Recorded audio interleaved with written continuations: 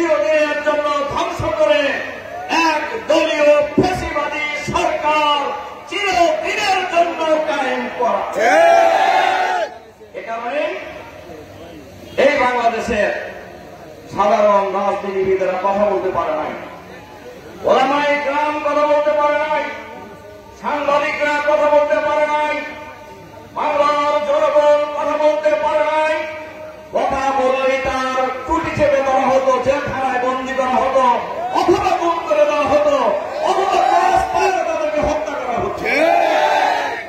এই আন্দোলন সংগ্রাম এই স্বৈরাচারী শাসক গোষ্ঠীর বিরুদ্ধে বাংলাদেশের সর্বশ্রেণীর মানুষ 15 বছরই আন্দোলন করেছে, কিন্তু আন্দোলনকে যৌক্তিক পর্যায়ে নিয়ে যেতে পারেন নাই। কিন্তু এবার গোটা বিরোধী আন্দোলনে বাংলার ছাত্র সমাজ বৈষম্য বিরোধী ছাত্র আন্দোলনের ব্যানারে রাজপথে ঐক্যবদ্ধভাবে প্রতিরোধ করে তোলে। গোটা বিরোধী আন্দোলন কেন হয়েছিল এটা আপনারা জানেন। শতকরা বাংলাদেশের 5% লোকের জন্য, অর্থাৎ 5% লোকের জন্য, 5 ভাগ লোকের জন্য কোটা ছিল শতকরা 56 ভাগ এই সরকারি চাকরিতে, আর 12 কোটি মানুষের 18 কোটি মানুষের জন্য, অর্থাৎ 95 ভাগ মানুষ, 95 ভাগ মানুষের জন্য কোটা ছিল 44 ভাগ। অর্থাৎ দলীয় ক্যাডার ছাড়া কেউ এই সরকারের কোন চাকরি পেত না। প্রাইমারি স্কুলের পিয়ন থেকে শুরু করে, নাইট গার্ড থেকে শুরু করে, দেশের মাধ্যমে এই বাংলার স্বাধীনতার সার্বভৌমত্বকে ভারতের হাতে তুলে দেওয়ার জন্য সকল আয়োজন করেছিল এই কাশিনী বেগম।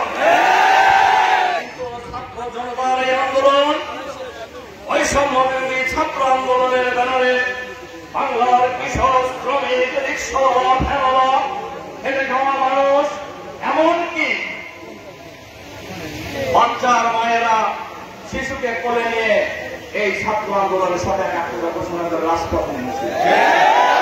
সুতরাং সকল শ্রেণী পেশা ছাত্রদের ঐক্যবদ্ধ আন্দোলনের মধ্য দিয়ে গত 5ই আগস্ট স্বৈরাচারী ফ্যাসিবাদী সরকার পালাতে বাধ্য হয়েছে।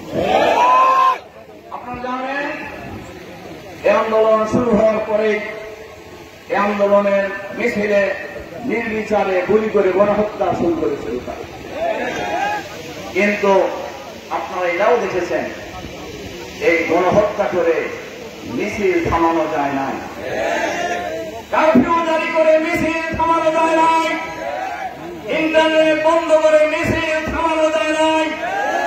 বাংলাদেশের ছাত্র জনতা মা ছেলেকে সাথে নিয়ে, বাপ ছেলেকে সাথে নিয়ে বৈষম্য বিরোধী ছাত্র আন্দোলনের কাতারে একাত্মতা ঘোষণা করে মিছিলে সামিল হয়েছে। এই আন্দোলন যতই বেগবান হয়েছে, গণহত্যার পরিমাণ ততই বেড়ে গেছে। আপনারা জানেন, ঢাকা মহানগরীর বিভিন্ন রাস্তায় অলিতে গলিতে ছাত্র জনতার লাশ পড়েছিল, গণকবর দেওয়া হয়েছে। এরপরও যখন কারফিউ ভেঙে এই দেশের ছাত্র জনতা রাজপথে মিছিলে নেমেছে, তখন গত 4 আগস্ট অর্থাৎ পালানোর আগের দিন তারা সমস্ত শক্তি নিয়ে বাংলাদেশের এই ছাত্র জনতা এই মিছিলে আক্রমণ করেছে। ছাত্রলীগ, যুবলীগ, সন্ত্রাসী যত আছে সরকারের বাহিনী, এরপরে পুলিশ, মিডিয়া, র্যাবের সবাই নয়,